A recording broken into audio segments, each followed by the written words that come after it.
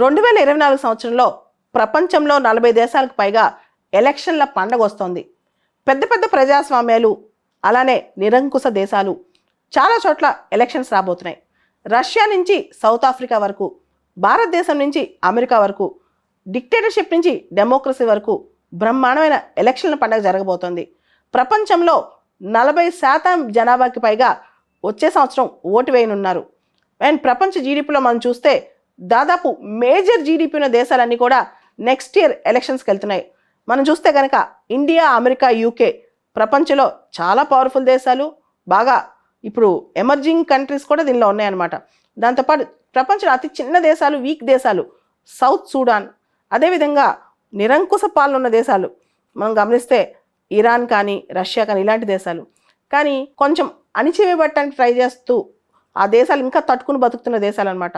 Taiwan కానీ, Ukraine కానీ, ఈ దేశాలన్నీ కూడా ప్రపంచంలో వచ్చే సంవత్సరం 2024లో వాళ్ళందరూ కలిసి ఓటు వేయనున్నారు. ప్రజలందరూ కూడా చాలా వినూత్నమైన అంశాలు మనకు కనిపించనున్నాయి.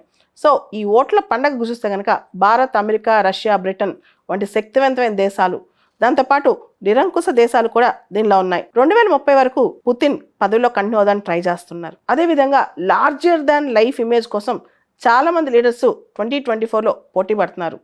చైనా ట్రై చేస్తుంది డెమోక్రసీని తొక్కేద్దాం తైవాన్లో, అయినా తైవాన్ పుంజుకుంటోంది, ఎలక్షన్కి వెళ్తోంది, ప్రజాస్వామ్యాన్ని నిరూపించుకోవాలని జనవరిలో తైవాన్ ఎలక్షన్స్కి వెళ్తోంది.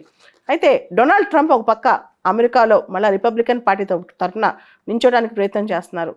సో ఇలా రకరకాల మనం చూస్తే కనుక ఒక పక్క పుతిన్, ఇంకో పక్క మోడీ గారు, ఇంకో పక్క తైవాన్ ఎలక్షన్స్, ఇంకో పక్క డొనాల్డ్ ట్రంప్, ఇలా ప్రపంచంలో అనేక దేశాలు, దాంతోపాటు యూరోపియన్ యూనియన్ కూడా యాజ్ ఎ యూనియన్ ఎలక్షన్స్కి వెళ్తోంది. మీకు తెలుసు 27 దేశాల కూటమి యూరోపియన్ యూనియన్, దాదాపు 40 కోట్ల మంది ఓటర్లు ఉన్నారు.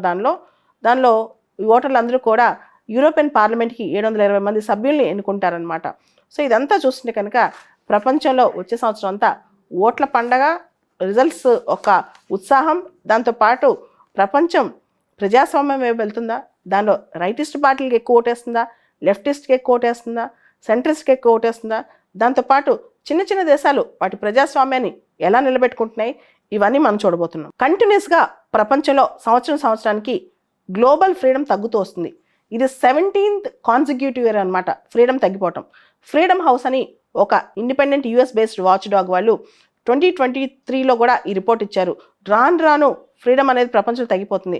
ముఖ్యంగా మనం ఉక్రెయిన్ చూసినా, బుర్కినా ఫాసో చూసినా, తునిషియా చూసినా, పెరు చూసినా, బ్రెజిల్ చూసినా, ఇలా చాలా దేశాలు మనకి చాలా అంశాలు మనకు కనిపిస్తున్నాయి ఫ్రీడమ్స్కి, ఫ్రీడమ్ పైన కాన్స్టెంట్స్. అదేవిధంగా టర్కీ, బర్మా, మయన్మార్, థాయిలాండ్ ఇలాంటి దేశాల్లో కూడా చాలా అన్యాయంగా ప్రజలు స్వేచ్ఛను కోల్పోతున్నారని చెప్పడం జరిగింది. సో ఇటువంటి పరిస్థితిలో ప్రజలు దేనికోసం ఓటేస్తారు, రకరకాల దేశాల్లో ప్రజలు దేనికోసం వాళ్ళు ఆలోచిస్తారనేది మనం వేచి చూడాలి.